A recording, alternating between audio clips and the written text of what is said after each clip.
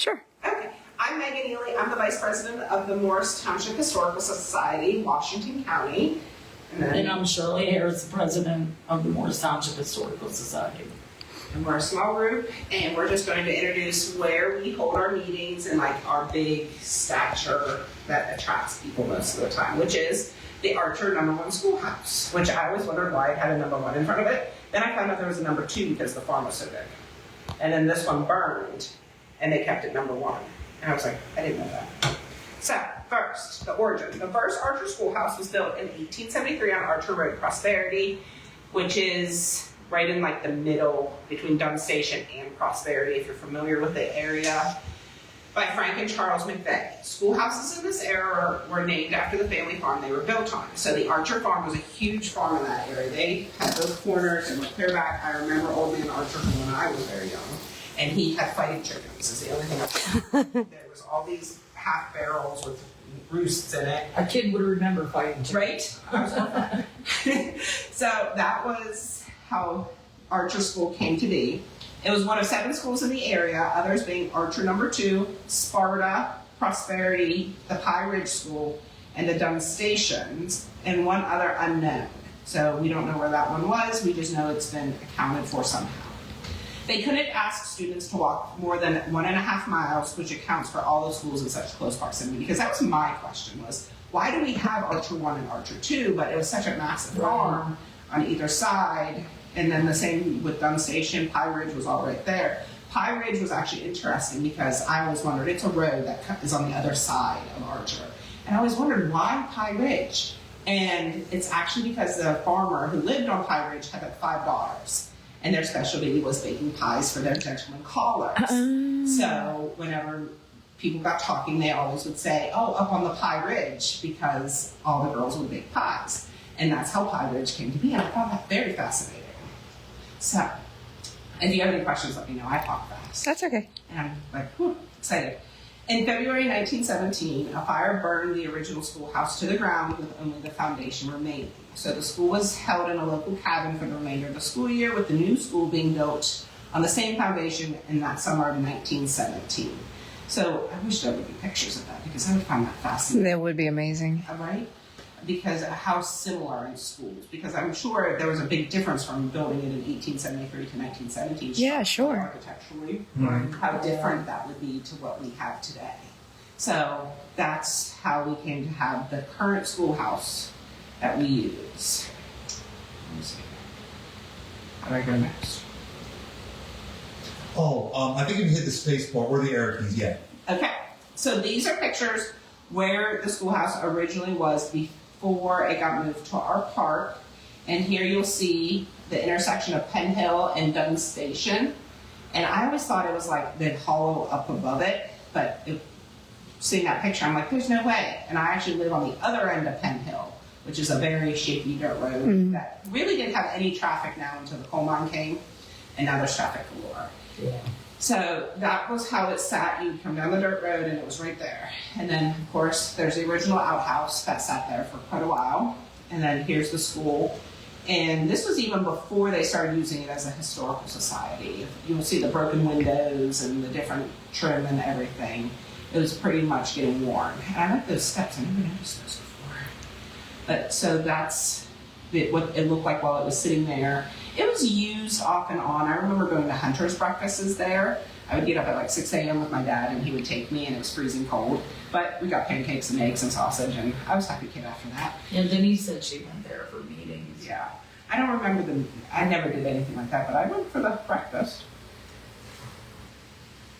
Oops. There it is. So now we're going to move into teachers. There have been a lot of teachers on record, the first one being Miss Lydia Longden, and she taught 2 years before marrying, because traditionally back then you would teach to find a husband. And then once you found the husband, you'd be done teaching. So she taught 1897 to 1899. Then Martha Andrew is the next teacher, and she was the teacher in 1917 when the original school burned. And then most teachers seem to only last 2 years before either marrying or moving on. A list of teachers and years follows. So Gail Walker, 1918 and 1920. Clyde Young, which was the first man teacher, so that was 1920 to 22.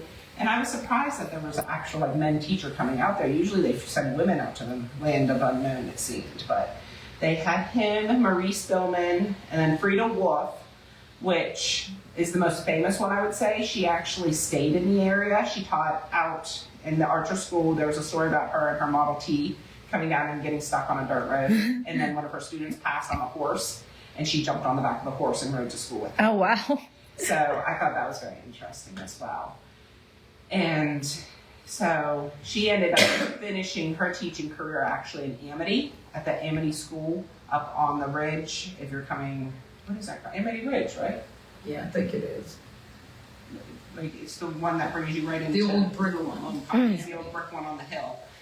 And so she finished her teaching career there, and it was like in the 1980s. Yeah. She was old. So she stayed in the area for a long time. Yeah. So that was 1924 to 1926, and then Raymond Miller was 1926 to 28, and the schoolhouse was closed in the spring of 1929, where children then attended the Dunn Station School. And Dunn Station had a train depot as well, and it was ending service around that time, wasn't it? 1927? Yeah, 1929. I think July of 1929. So when they moved to that school, the train had stopped. And so that was a little bit about our teachers and how they came to be.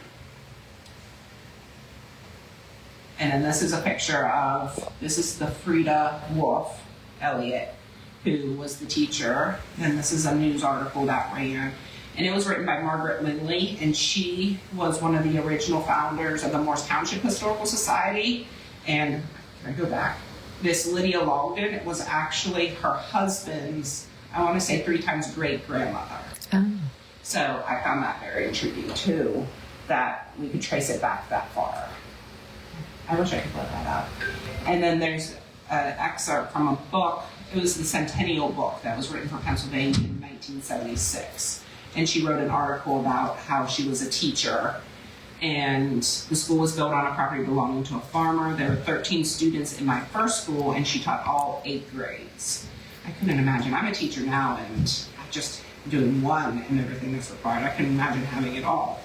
And then, let me see where, there was something else. At the time, we didn't need physical education classes. Most of the children walked to school and had a 1 hour for lunch and a 15-minute recess after at forenoon and during mid-afternoon. Every year, we were allowed 2 half days for walks, 1 in the spring and 1 in the fall. Wow.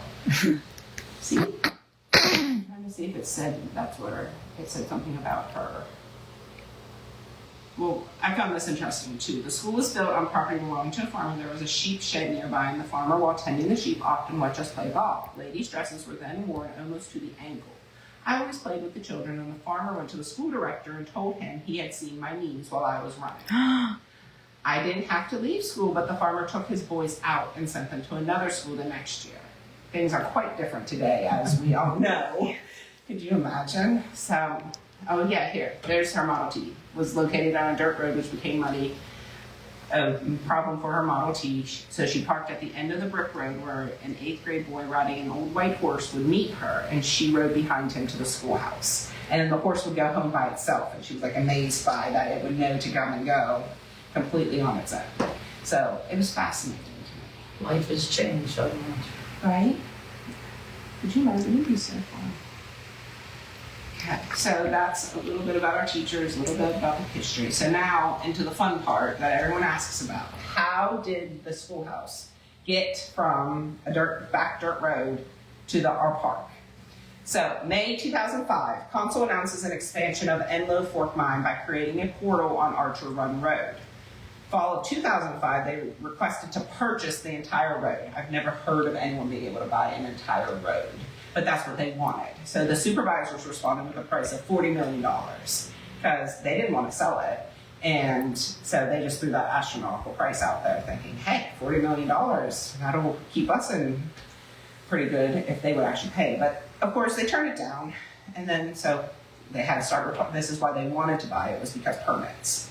They were really fighting them tooth or nail about getting permits to get this portal. So when the permits started coming in, the supervisors basically said nothing's going to pass until we settle what's going on with the schoolhouse. Because right now the schoolhouse sat here and their portal sits up here on this hill, and they moved tons of dirt, they moved a road, they did all sorts of stuff back there. I didn't even know which way was up because that's how I learned to drive, was on those back roads. And then now there's a big fancy loop, and I'm like, where am I? And I'm like, Yeah, I go back there quite a bit. Yeah, it's Yeah. crazy. because what used to is just split at the bottom, and you can Yeah. go this way and you can go that way. I learned to drive a standard going up that one hill, and I can't even get to that right now, I don't think. So, spring of 2006, council agrees to move the schoolhouse and took care of anything that occurs from the move at no cost to the township. So really no harm of the township coming back and getting sued for something happening or this or that. We were just risking the integrity of the building. So the Historical Society decided it should be moved to the entrance at the community park, which honestly is a beautiful setting. Whoever thought of It that? really is. That's true. Scotty Finch. It told wouldn't me- have worked anywhere else. That's what I'm like. I'm like, that is a fantastic entrance to the park. Well, it looks natural sitting there. It doesn't look like it's been Moved. plopped down. Yes. I never thought about that till you said that, but yeah, it wouldn't have worked anywhere else I over know. there. Because everything else was flat. Yeah. But Scotty Finch told me, the president of the Historical Society at that time, I'm going to say her name was like Denise Frick. I don't know if that's a familiar name or not. I don't know. I've seen Was- past presidents, but The one who decided that that's where it was going. And I'd never heard that. And I was born and raised in the area, so I knew pretty much everyone at the time. Now it's a different story. But that's how we ended up on that. So plans were made for the move. Site was prepped with the foundation put in place. And they did put block foundation, but then they moved the stone foundation that was over on Archer on the outside of it. So underneath is the block, but they seem to have molded the original stone from it. And it was prepped with the foundation. August 4th, 2006, the schoolhouse was separated into 4 pieces and moved the 2.9 miles to the park where it will stay. And that's a very fascinating thing too, because there was an engineer, and I can't remember his name, there was an article about him and how he came to think dividing it into the 4 different pieces. And I was like, that has to be brain power. I Did, don't know. I was just curious, the 2.9 miles, did they come off Archer onto 221? They had to because they couldn't. Yeah, because they couldn't go through the covered bridge, so they would have to go out that way and go. They had to, and I remember they had it shut Because down. I'm close to Archer Road, so that's why. You're on the But other yeah, side. it makes sense to go out the back of Archer onto 221. Yeah. And I remember like where I they never had, asked that before either. they're actually trying to say that road slip. Like if when you come out of Archer Road right now, across the street, they had to detour the road Yeah. because it slipped. Yeah. And there was actually, we were coming home on the bus, and there was a truck, a worker truck, stuck on the side. It was like tipping.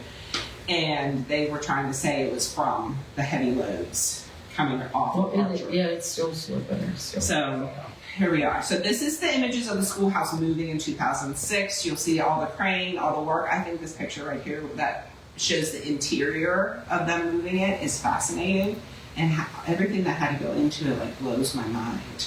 And then, excuse me, right here on the bottom corner, you'll see how they're lifting that piece and putting it on that block foundation, and then the chalkboard's already in place on that one side.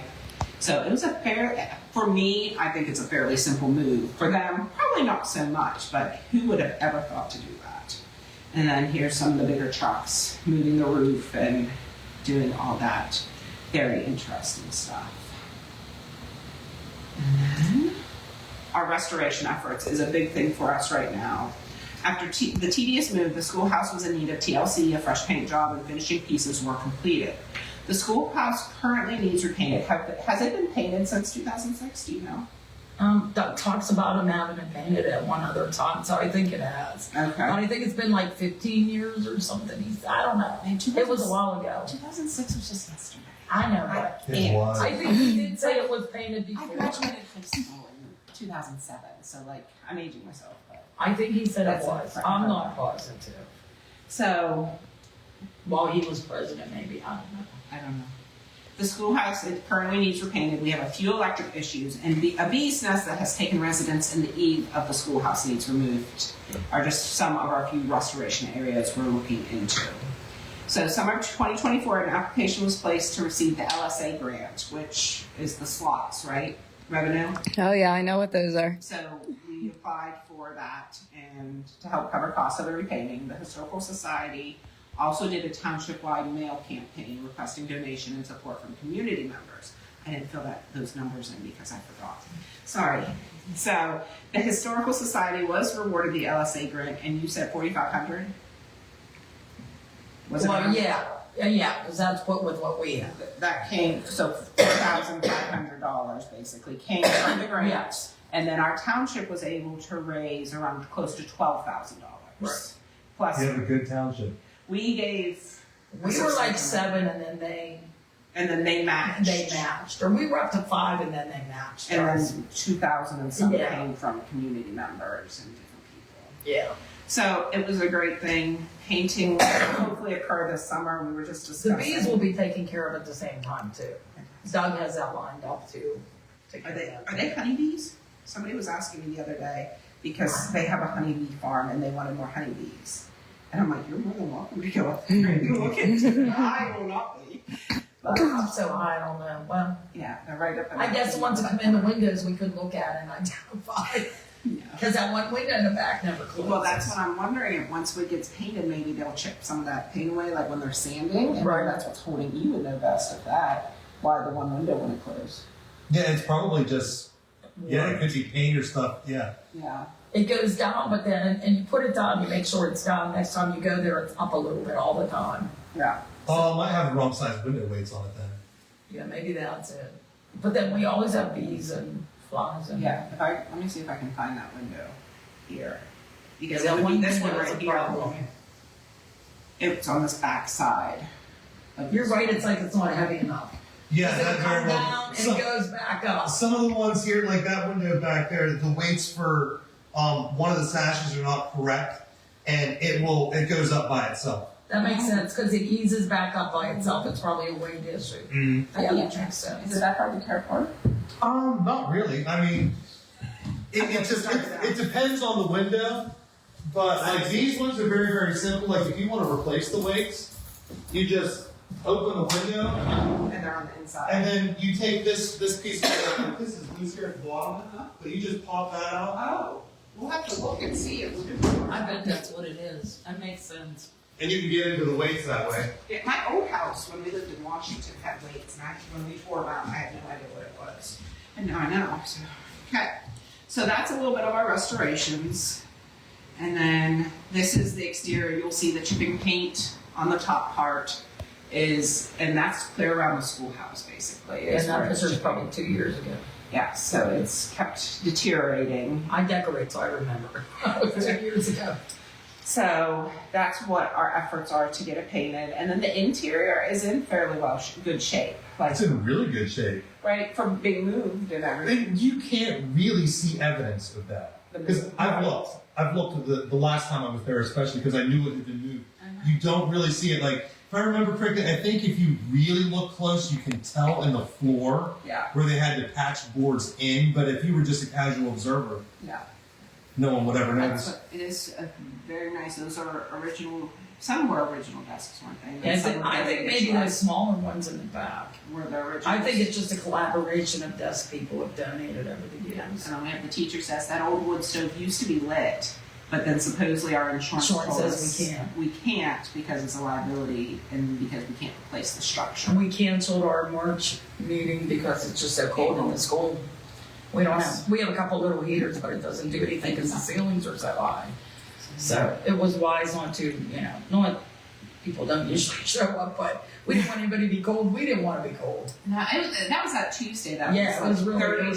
degrees. Yeah. It was down to 20 something overnight. And But it was nice when we used to use the pot belly stove. yeah, They that said was we on can't. lots of heat. Yeah. When it was sat over on Archers, there was a man, Gene Conklin, would come and light it pre-meeting, and then Well, Denise did when she was president. Denise did say When we she first would. started, she used to light it for the But she would meetings. have to stay. And then all she would night. stay. Yeah. She would stay late until it went out, and I was like, "You're crazy." But she never cared about being down there in the dark and stuff. I wouldn't do that. See, either. like, he was talking about the paranormal here, and I'm like, that would be fascinating if they would do paranormal for our schoolhouse. Yeah. Would that be something? I could recommend it to a group. I can have them get in contact with you. I'm just wondering, since it's been moved. Doesn't matter. It's just the building. Yeah. But it's like so open. I wasn't sure like if they would be interested since it's just one open room. But there yeah, are people two would do it. closets. We don't have a picture of it, but if you're On the standing far side over here. at the stove looking this way, there are two closets. One was the teacher's closet, Right. and then one was like a coat room type closet. And then the main door, and the bell is still working. You can come ring the bell. That was a big hit. Yeah. Open One of houses. our open houses was, the bell. You We're heard gonna it. want to ring the bell. I know. I wish we would do a picnic or something again that we could incorporate it. And then, just a little bit about our historical society. It was formed in 1980 by community residents wanting to preserve the history of Morris Township. Oh, I forgot to fill out our approximate. We only have about 15 members, and member dues are 10 individual and 15 for a family. The society meets the second Tuesday of every month, April through October, at the Archer No. 1 Schoolhouse. And this is the original newspaper article that was printed in the Observer Reporter. An organizational meeting will be held by the newly formed Morris Township Historical Society May 4th at 2:30 in the home of Mr. and Mrs. Roger Neuendorf of Sparta. Anyone interested in attending the meeting should contact Roger Neuendorf at, and of course they did have area codes. That blows my mind too. Area codes. I remember when that was a thing. What, no area code? Yeah, in the early 90s. I do too, because I'm old. Yeah, in the early 90s you didn't have that. Well, I remember my grandmother lives in Pittsburgh and hers was 412 Mhm. and ours was 724. It's the only reason I knew anything about it. See, I remember when ours down here was 412. I remember everybody's address was RD2. Literally everybody's address was RD2.